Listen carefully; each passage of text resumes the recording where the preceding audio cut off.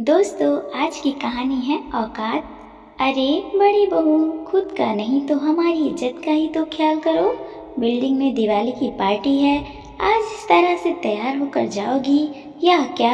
सोने के गहने के नाम पर बस मंगलसूत्र और कान में बालियां पहनी है तुमने। निर्मला जी ने कठोर स्वर में कहा। माँ जी, मम्मी पापा ने जो सोने का सेट दिया था वह तो आपके पास है। आपसे कहा था लॉकर से निकाल दीजिए, पर आपने निकाला ही नहीं।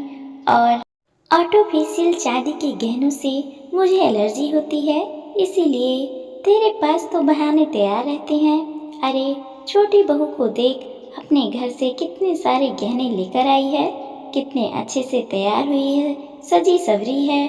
और एक तो माँ जी, आपको तो पता ही है, चुन्नू और जूही को भी संभालना होता है। दोनों ही छोटे हैं और फिर घर में इतना सारा काम है, त्योहार का समय है, घर की साफ सफाई, खाना बनाना, पकवान बनाना, मेहमानों की आवाभगत करना, यह सारा काम मैं ही तो संभाल रही हूँ। दिवाली है तो झाड़ू पोछा बर्तन भी मुझे ही देखना पड़ रहा है। देवर देवरानी जी कल ही आए हैं, पर वो तो मिलने जुलने और शॉपिंग में व्यस्त हैं। मेरे पास कहाँ समय है तैयार होने का। अच्छा ठीक है, पहले हम लोग चले जाते हैं, तो बच्चों के साथ तैयार होकर आ जाना। मैंने आर्टिफिशियल ज्वेलरी का सेट निकाल दिया है, थोड़ी देर पहन लेना, कोई फर्क नहीं पड़ता। एलर्जी हो तो दवाई लगा लेना। मायके में तो गहने देखे नहीं होंगे तूने। पिछले 8 सालों से मोनिका अपने घर की सभी जिम्मेदारियां निभा रही थी। घर में जब से बहू बनकर आई है, तभी से सासू जी ने घर के कामकाज और रसोई से छुट्टी ले ली, और घर के पुरुष लोग तो घर का काम करना अपनी तौहीन समझते हैं। दोनों नंदें भी कॉलेज जाने और अपनी सहेलियों में व्यस्त रहती हैं। मोनिका एक मध्यम वर्गीय परिवार की शिक्षित और समझदार लड़की है। निर्मला जी ने मोनिका को अपने बड़े बेटे रवि के लिए पसंद किया। रवि की तकियों और गद्दों की एक छोटी सी दुकान है, बहुत ज़्यादा आमदनी नहीं है, तो अच्छे घर की पढ़ी लिखी लड़की मिलना थोड़ा मुश्किल हो रहा था। निर्मला जी ने पूरी कोशिश करी कि किसी बड़े घराने की पढ़ी लिखी लड़की मिले, पर ऐसा हो न सका। तो थक हार के निर्मला जी ने एक मध्यम वर्गीय परिवार की लड़की मोनिका को पसंद किया। मोनिका की 2 और छोटी बहनें हैं। पिता का साया तो बचपन में ही उठ गया था, तो जब घर बैठे मोनिका के लिए रिश्ता आया, तो मोनिका ने भी अपना भाग्य समझकर इसे स्वीकार कर लिया। विवाह में मोनिका की माँ ने मोनिका को एक सोने का सेट दिया था और बाकी चांदी के गहने दिए। शादी में मिला जुला के सोने का सेट निर्मला जी ने अपने पास ही रख लिया। शादी के बाद एक बार भी मोनिका उस सेट को पहन नहीं पाई।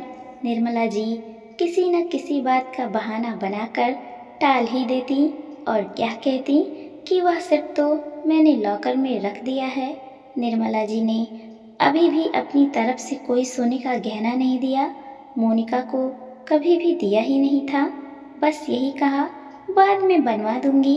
निर्मला जी को लगता था मोनिका छोटे घर से आई है, तो उसे क्या ज़रूरत है सोने के गहने पहनने की। मोनिका नौकरी करती थी। नौकरी पर जाने से पहले वह घर में सभी का नाश्ता और दोपहर का खाना बनाकर भी जाती। इसके लिए मोनिका को सुबह 4 बजे उठना पड़ता था।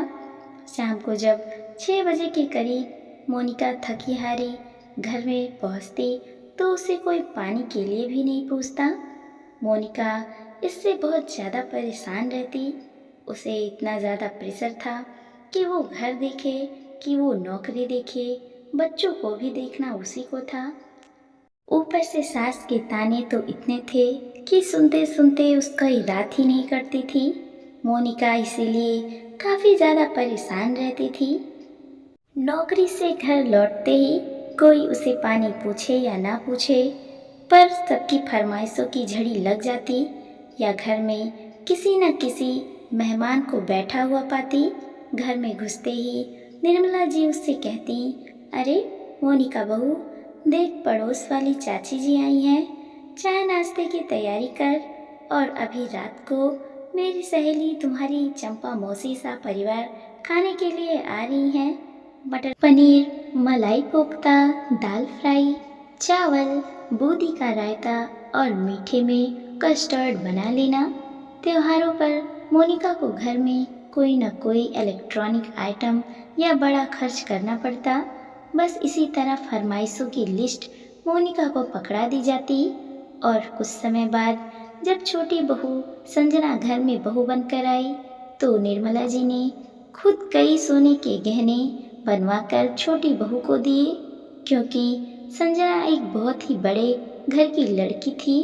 संजना के घर वाले शानो शौकत में भी संयम थे, साथ में काफी सारा दहेज और सभी के लिए गहने भी लाई थी। देवर जी की पोस्टिंग दूसरे शहर में थी तो संजना भी कुछ दिन बाद ससुराल में रहकर ही अपने पति के साथ दूसरे शहर चली गई और जब भी वह ससुराल आती सभी के लिए सस्ते लेकिन उपयोगी उपहार लेकर आती थी। मोनिका को भी पता था कि संजना लोकल मार्केट से काफ़ी हद तक कम दामों में उपहार खरीदती है। सासू जी और दोनों नंदे भी छोटी बहू संजना को सिर आंखों पर बिठाती थी। थोड़ी देर बाद मोनिका को तैयार होकर सोसाइटी की दिवाली पार्टी में आई। चुन्नू को कुर्ता पैजामा और जूही को एक सुंदर सा साड़ी से बना लहंगा पहना रखा था। मोनिका भी अपनी शादी के समय की एक बनारसी लाल सिल्क की साड़ी पहन रखी थी। हाथ में ढेर सारी कांच की चूड़ियाँ, गले में सोने का मंगलसूत्र और कान में बालियाँ, हल्का मेकअप करके मोनिका बहुत ही खूबसूरत लग रही थी। पर हमेशा की तरह निर्मला जी ने मोनिका को सबके सामने टोक दिया, यह मेरी छोटी बहू संजना है, इसे गहने पहनने का बहुत शौक है। यह जो सेट पहन रखा है इसने, मैंने ही दिया था इसे। हमारी बड़ी बहू को तो आपने देखा ही है, सजने संवरने का और गहने पहनने का तो शौक ही नहीं है इसे। मोनिका ने जब यह सुना तो अचानक से उसे बहुत सॉफ्ट लगा। ना जाने क्यों उसका मन चुप रहने की गवाही नहीं दे रहा था। घर तक तो ठीक था, लेकिन जब अपने ही घर की बहू की इज्जत सरेआम उछाली जाती है तो बहू को आवाज़ उठानी पड़ती है, गलत को गलत कहना ही पड़ता है। माँ जी, गहने पहनने और सजने संवरने का शौक किस स्त्री को नहीं होता है। एक तो सूखी सूखी शादी कर दी, कुछ नहीं दिया, कभी देखे भी हैं गहने। ले देकर एक छोटा सा हार का सेट पकड़ा दिया, ना हम लोगों को कोई सोने का गहना दिया। आखिर दिया ही क्या है तेरे माँ बाप ने तुझे, तुम्हारे मायको वालों ने। वैसे सही है, तुम्हें करना भी क्या है, सोने के गहने पहनकर, औकात तो है नहीं तुम्हारी। बस माँ जी, बहुत हो गया। क्या इस घर में मेरी यही पहचान है। मेरे माता पिता ने मुझे एक बहुमूल्य गहना दिया है, शिक्षा का, आत्मसम्मान का, और आज मैं आर्थिक रूप से आत्मनिर्भर हूँ। अपने परिवार के आर्थिक सहयोग में भी बराबर के हिस्सेदार हूँ। बात औकात की तो बत्ती खरीद नहीं सकते तो क्या हुआ, मैं खुद अपने पैसे से अपने लिए गहने खरीद सकती हूँ। अब इस बार से मैं घर खर्च में अपनी सैलरी नहीं दूंगी। मेरी सैलरी मेरे बच्चों के भविष्य और उनकी शिक्षा पर खर्च होगी और अगली दिवाली तक मैं खुद गहने खरीदूंगी। मैं अब अपनी पसंद को भी अहमियत दूंगी।